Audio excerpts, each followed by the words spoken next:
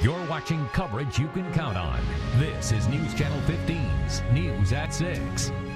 In the future, thousands of people arrested every day could be released without any bail. Indiana is about to adopt a new way to deal with low-level, nonviolent offenders, and it's modeled off of a program that has been in place in Allen County for the last 6 months. News Channel 15's Kelly Roberts spoke with the local judge heading the statewide committee on bail reform. Kelly. The Indiana Supreme Court announced the sweeping bail reform today, with hopes all counties will implement it by 2018. It's already happening here in Allen County, and it's not much different than what was happening here before.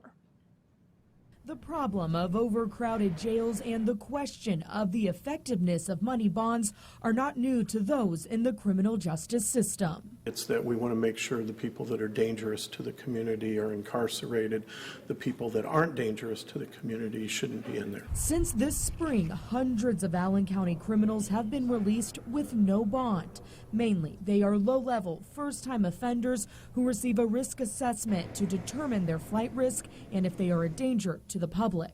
If they are still in custody at their initial hearing, they are given an assessment and a review then that day to determine whether they should be held or not. Allen Superior Judge John Surback is the chair of the Indiana Supreme Court committee that has been studying the effectiveness of money bonds for more than 2 years. He says the decision for this bail reform is based on that research. And we've discovered that in all the research and data collection research has discovered that those people who are released without paying a money bond are as likely to show up, are as likely not to commit a new offense as those who post a money bond. Chief Deputy Prosecutor Michael McAlexander says when the new rule started, there wasn't much of a change from the county's current bail schedule that has been in place for years. We have a bail schedule that already releases most low-level misdemeanors